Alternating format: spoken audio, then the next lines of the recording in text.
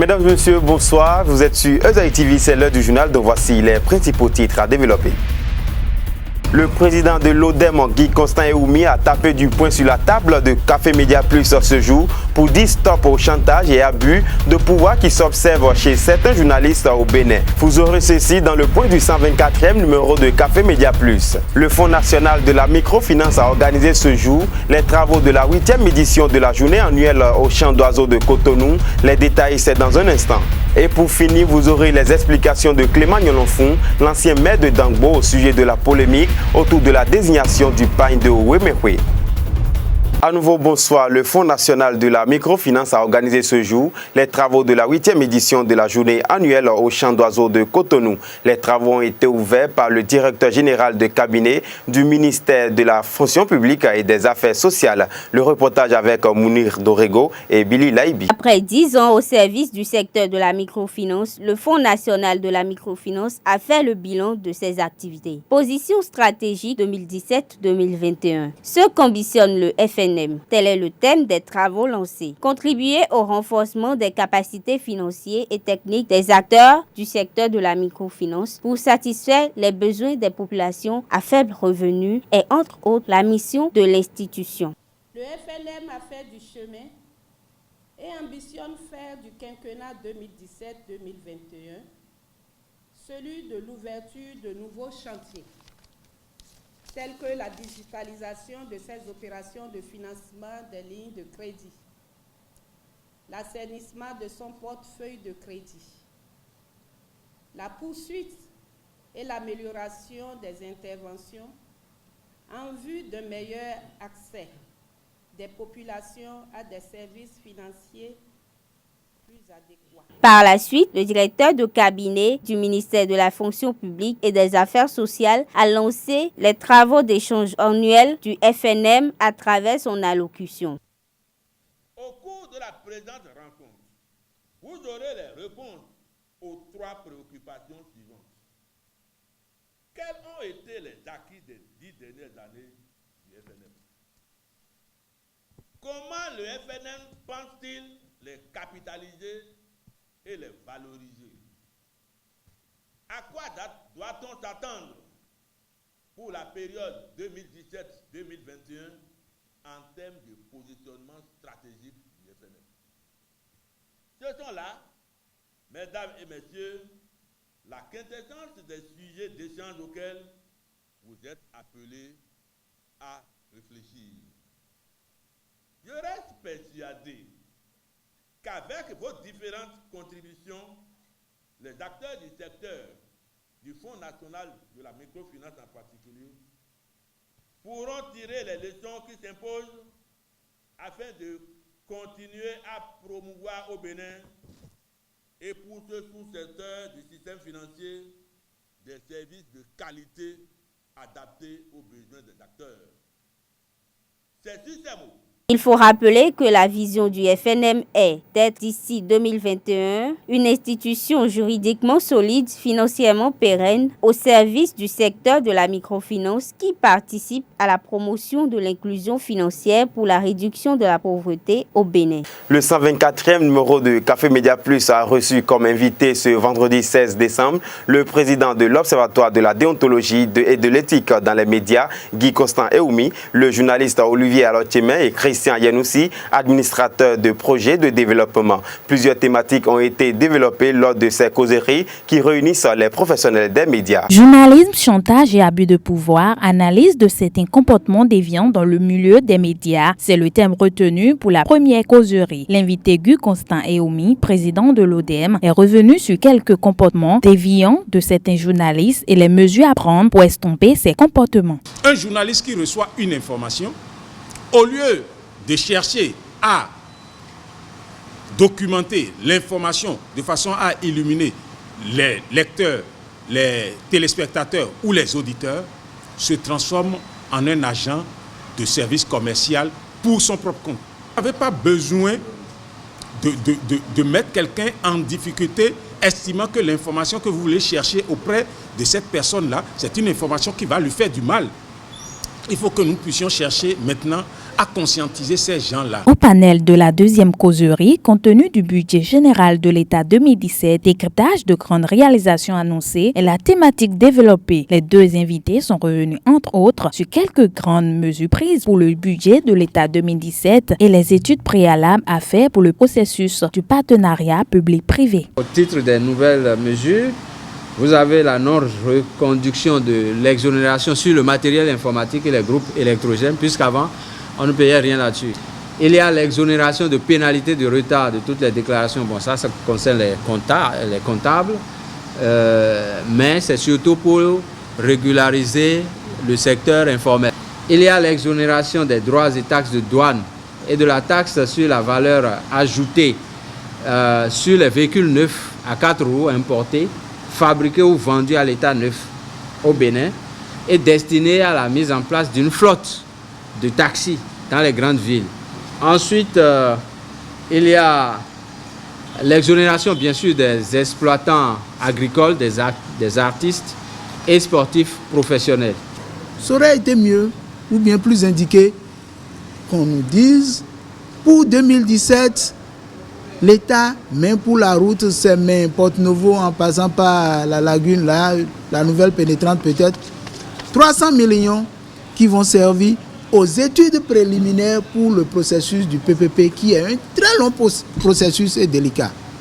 Il s'agira de faire les études de faisabilité, les études techniques détaillées, les études d'impact environnemental, les études de rentabilité, les études de soutenabilité. On a au moins 5 études à faire. On finit les études, maintenant on va recourir à un appel d'offres pour sélectionner le partenaire privé. Soulignons que le rendez-vous Café Média Plus est le canal de l'expression libre en toute responsabilité. Lancement ce jour au rôle des arts de Cotonou de la foire iranienne. Plusieurs articles nécessaires pour le bien-être sont présentés à cette fois. Notre équipe de reportage a fait un tour et vous propose cet extrait. Nous sommes ici à la grande foire iranienne qui vient de s'ouvrir avec de nouveaux produits. Les prix sont très abordables. Et le stock est limité. Venez nombreux acheter. Et ça prend fin le 31 décembre. Il y a tout ce qu'il faut. Les meubles, les objets d'art, les objets de décoration, les verres, les ustensiles de cuisine. Il y a un peu de tout. C'est la foire iranienne comme chaque année. Comme chaque année, on en a l'habitude de faire. Et cette année, la particularité est que nous avons de très jolies choses, comme par exemple les cristals, qui ne sont pas là d'ailleurs l'année dernière. Il y a différentes sortes de meubles. Il y a de jolis trucs et les premiers clients, ce sont ceux qui partiront avec les meilleures choses. Il ne faudrait pas attendre le dernier jour pour être déçu. Parce que le dernier jour, c'est vrai, et d'autres pensent que les prix sont plus abordables. Or, c'est tout à fait faux, c'est que les meilleures choses sont déjà finies. Donc, venez, sortez massivement. Nous n'avons que pour 2 semaines, ça finit juste le 31. Et les stocks sont très limités. Très limités cette année, il n'y en a vraiment pas beaucoup. Cotonou, bonjour. La foire iranienne. Welcome to Iranian exhibition. We are waiting for you to come here. Polémique autour de la désignation du pagne de Wemekwe devant servir aux festivités de la 8e édition. Préoccupé par cette question, Esaïe TV s'est rapproché de l'ancien maire de Dangbo afin de mieux comprendre les fondements de cette brouille. On écoute Clément Yonofou au micro de Abdelkader Achirou. Il s'agit d'un groupuscule d'individus qui se sont retrouvés à un certain moment donné, et pour la plupart des débiteurs de M. Bono-Antoine. Et ce sont des gens qui ont vendu les tissus, puisque d'habitude, à chaque édition, Bono-Antoine met des centaines de millions pour préfinancer l'achat du tissu. Il remet le tissu aux gens. Et je ne vais pas dire également des gens qui ont toujours vendu et qui ont remis l'argent dès le lendemain. Et il y a des gens qui ont vendu le tissu, ils n'ont pas remis l'argent. Et bon, à un certain moment donné, bon, la coordination a décidé de s'occuper d'eux pour qu'ils puissent remettre les sous.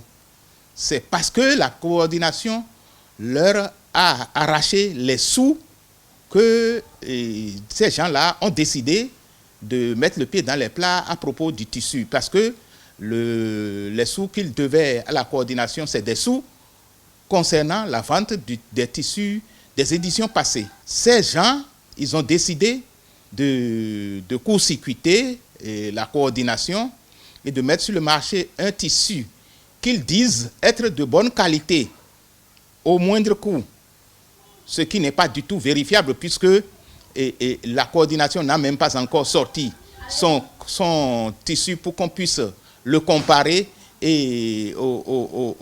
à leur tissu et parler de meilleure qualité au moindre coût. Tout ça là, c'est à vérifier. Maintenant, le problème qui se pose, c'est que ces gens, ce n'est pas eux qui sont en train de financer les préparatifs, mais c'est eux qui veulent vendre et empocher simplement les sous. Parce que, entre-temps, quand ils ont vendu, ils n'ont pas voulu remettre les sous. Les gens leur ont pris les sous de force. Maintenant, ils veulent vendre maintenant leur propre tissu et garder les sous. Ce qui est curieux, à un certain moment donné, Bonou Antoine a dit, bon, vous voulez vous occuper du tissu. Je vous donne l'autorisation écrite. Parce que Wemehwe, c'est une structure qui est régie par des tests. Et l'appellation Wemehwe, c'est une appellation contrôlée. Une appellation qui a des papiers. Et ils ne peuvent pas utiliser Wemehwe sans avoir eu l'autorisation de la coordination générale. Bonou Antoine leur avait dit, si vous voulez, je vous donne l'autorisation. Ils l'ont insulté le jour où il a dit ça à Beau Rivage. Ils l'ont insulté comme il n'est pas permis de le faire. Ils lui ont dit, mais toi, tu es qui? Nous, on n'a pas besoin de ton autorisation. Donc, comme ils ne sont pas intelligents, ils n'ont pas pris l'autorisation que Bonou leur proposait. Ils sont partis faire tissu. Le problème est au tribunal. Le tribunal va trancher. Ceux qui sont en train de proposer tissu aujourd'hui, tissu que les gens n'achètent même pas. Tissu que les gens n'achètent même pas parce qu'ils sont obligés de faire caravane avec camion pour pouvoir passer de village en village. Or, avant, quand le tissu arrive, on sait là où ça se trouve et on s'en va chercher le tissu. C'est le tissu qui va vers les gens actuellement. C'est une preuve patente que c'est des gens qui ne savent pas ce qu'ils veulent. C'est des gens qui n'ont aucun objectif sain. Ils veulent tout faire pour engranger le plus possible de sous avant la décision du tribunal. C'est vraiment dommage. C'est vraiment dommage. Ils veulent casser. C'est-à-dire, quand vous voyez le ramassis de personnes qui est en train d'agir, et ils sont téléguidés par un ancien ministre député qui est en dessous, qui est également un gros débiteur de Antoine Bonou. Tout ça là, c'est